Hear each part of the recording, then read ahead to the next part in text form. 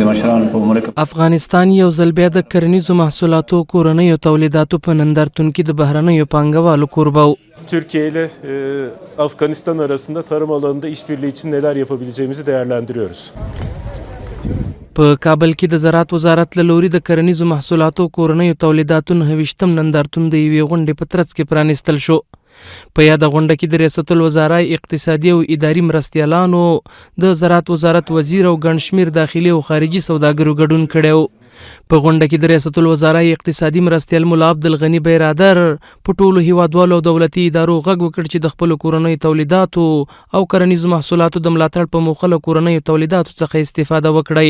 ټولو هیوادوالو په ځانګړي ډول حکومتي ادارو غږ کوم چې زراعتي محصولاتو څخه د ملاتړ په موخه د خپلو اړتیاو لپاره له کورنیو کرنیزو محصولاتو څخه استفاده وکړي.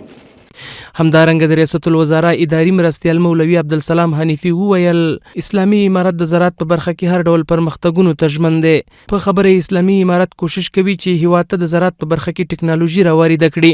امارت اسلامی افغانستان تمام سعی و امکانات دست داشته خود را به خرج می‌دهد که از این بخش ما بتوانیم زراعت خود را به صورت سالم مدیریت نماییم و همچنان آبهای خود را به صورت سالم مدیریت کنیم تا بتوانیم محصولات داخلی خود را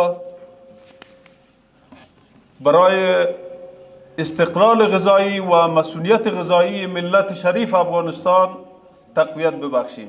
همدارنګه مولوي عبدالسلام حنیفي زیاته کړه ځینې وزارتونو ته دنده سپارل شوې چې په 3 میاشتو کې به د هیواد په مختلفو ولایتونو کې 360 د اوبو چک ډیمونه جوړوي چې له دې سره به د هیواد د زراعت برخه نوره هم غښتلې شي.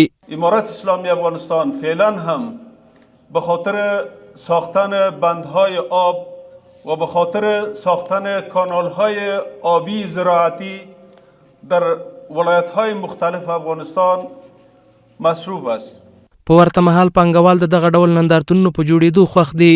په خبره یې دغه ډول نندارتونونو سره د افغانستان کورني تولیدات په نړیوال بازار کې ځانګړی ارزښت پیدا کوي. نمایشګاهګانې زموږ د کورنۍ محصولاتو لپاره ډېرې مفیدې دي. دلته ځینې شرکتونه ځینې لاسي صنایع دي چې راځي دلته نمایش ته وړاندې کوي. نو د تشویق د حقینو په خاطر او بعضې زموږ خویندې دي او زموږ وروڼه دي چې شرکتونه لري د لاسي صنایعو شرکتونه لري دلته نمایش ته وړاندې کوي. دویم تشویق لامل گرزی و مشتریان هم پیدا کوي. در کل نمایشگاه ها پل ارتباطی بین تولید کننده و یا فروشنده و خریدار است. نمایشگاه معمولا در نمایشگاه ما محصولات خود معرفی میکنیم، نام شرکت خود یا برند خود معرفی میکنیم و در نمایشگاه ما مشتریای بالقوه را پیدا میکنیم. دغه نندارتون له 200 زیاتې غرفې لري ترڅو د افغانستان کورني تولیدات او کرنیز محصولات پکې نندارې ته وړاندې شي. یاد نندارتون به 4 ورځې دوام ولري. محمد عمران سرکوټوال، حریت رادیو، کابل. سروبي مدیریت د زراعت نه موږ ته راغلي دي، دلته موږ نمایش وړاندې کړی دي.